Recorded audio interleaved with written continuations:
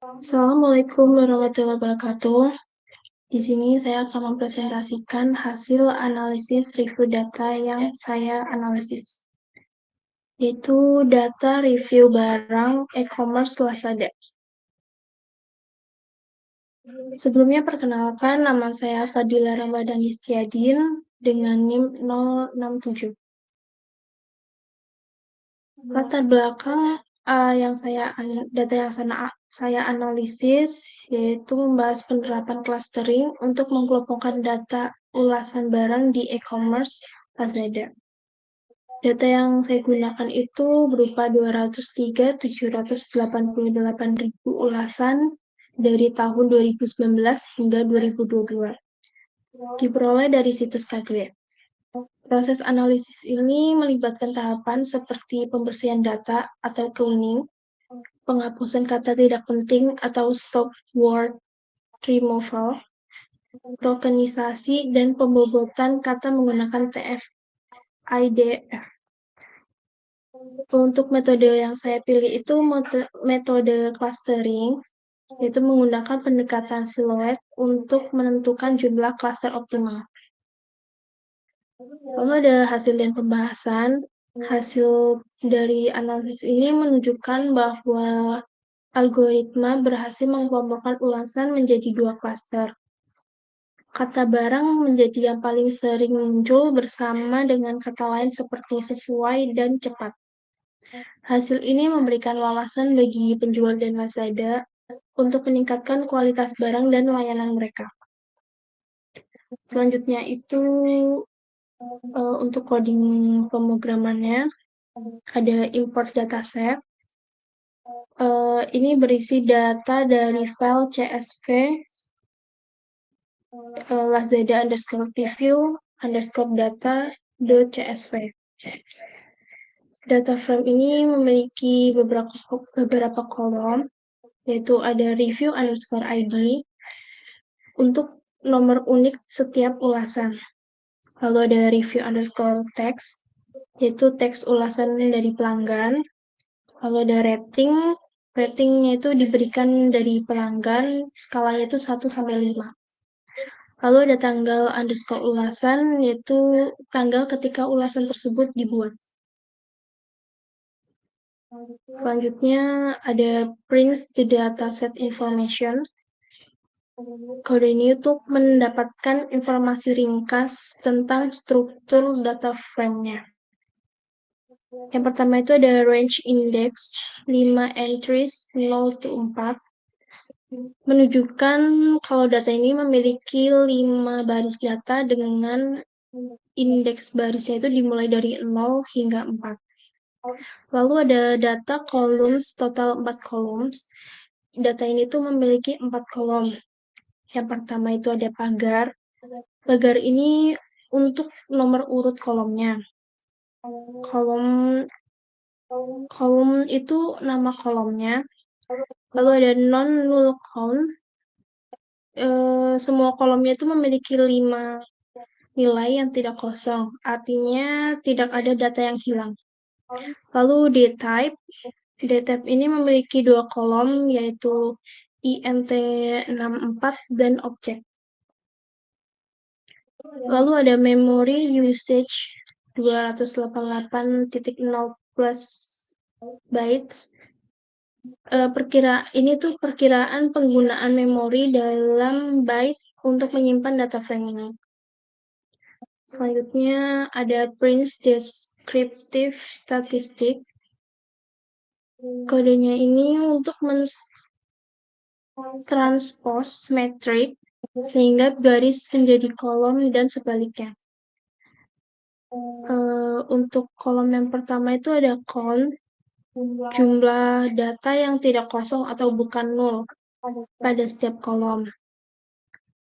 Ada review_id-nya. Ada 5 data ulasan dengan min atau rata-ratanya itu 3. Dan ratingnya ada 5 ulasan dan rata-ratanya 3,4.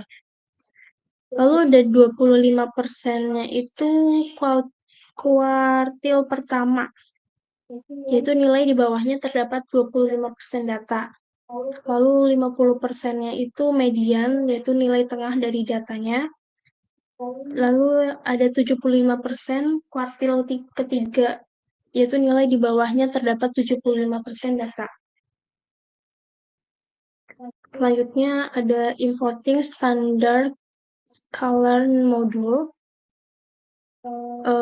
Kode ini itu untuk melakukan standarisasi pada fitur-fitur numerik dalam data frame. Dengan standarisasinya itu proses mengubah data numerik sehingga memiliki rata-rata 0 dan standar deviasinya itu 1. Dari kolom review underscore ID-nya itu nilai-nilai kolomnya ini sudah diubah menjadi nilai-nilai standar mewakili deviasi dari rata-rata dalam sebuah standar deviasi ini. Misalnya itu nilai min 1.414.214 dalam menunjukkan nilai review underscore ID-nya itu bersesuaian dengan 1.414.214 standar deviasi di bawah rata-rata. Lalu untuk kolom ratingnya itu sama seperti review underscore ID, nilai ini sudah distandarisasi dan nilai ini sekarang mewakili deviasi dari rata-rata rating. Selanjutnya ada styling plot. Kode ini untuk memvisualisasikan hasil clustering pada dataset df underscore income. Untuk sumbu X-nya ini, untuk mempresentasikan pendapatan tahunan dari setiap pelanggan. Dan nilai negatifnya ini menunjukkan pendapatan yang lebih rendah dari rata-rata. Sedangkan nilai positifnya ini menunjukkan pendapatan yang lebih tinggi dari rata-rata. Dan untuk sumbu X-nya ini mempresentasikan pengeluaran tahunan dari setiap pelanggan. Dan nilainya itu lebih tinggi menunjukkan pengeluaran yang lebih besar. Lalu untuk titik-titiknya ini mewakili satu ulasan produk. Dan di sini ada teks ulasannya. Dan grafik ini tidak ada garis pembatas yang jelas kelompok, tetapi sudah terbagi menjadi beberapa kelompok berdasarkan kombinasi pendapatan dan pengeluaran mereka. Lanjut, data transform data frame to NumPy array. Kodenya ini untuk melakukan analisis clustering pada dataset menggunakan metode elbow. Untuk sumbu X-nya ini, jumlah cluster yang diuji bersekitar dari 1 hingga 5.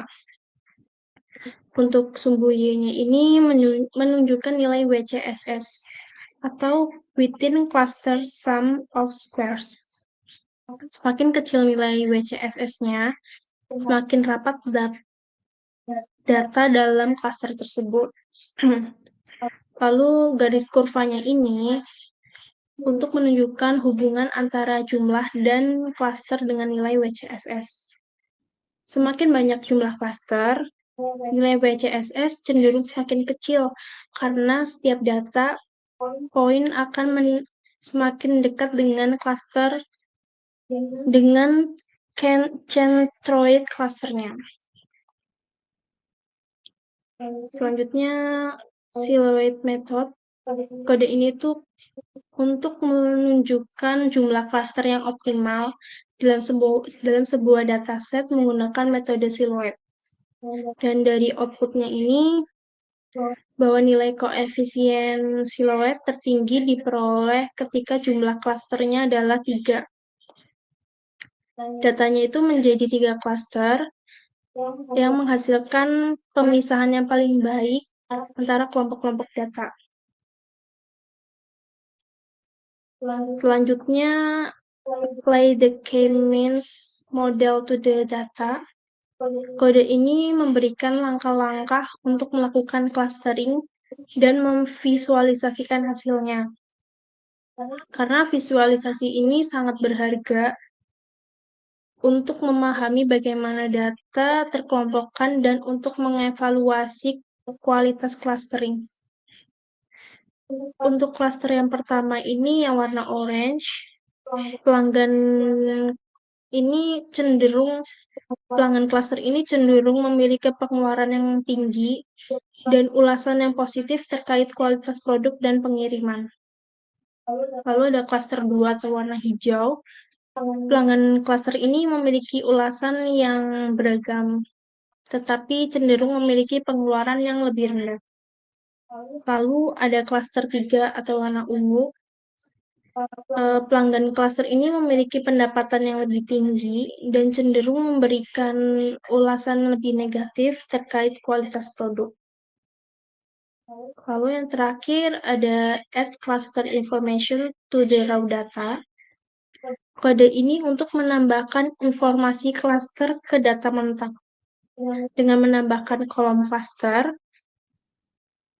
ke data frame, itu berhasil menggabungkan hasil clustering dengan data asli. Kolom cluster ini menunjukkan kolom mana setiap data point termasuk di dalamnya.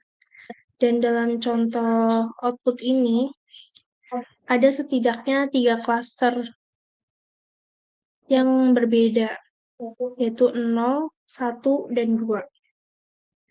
Sekian presentasi dari saya. Mohon maaf jika ada salah kata. Terima kasih. Wassalamualaikum warahmatullahi wabarakatuh.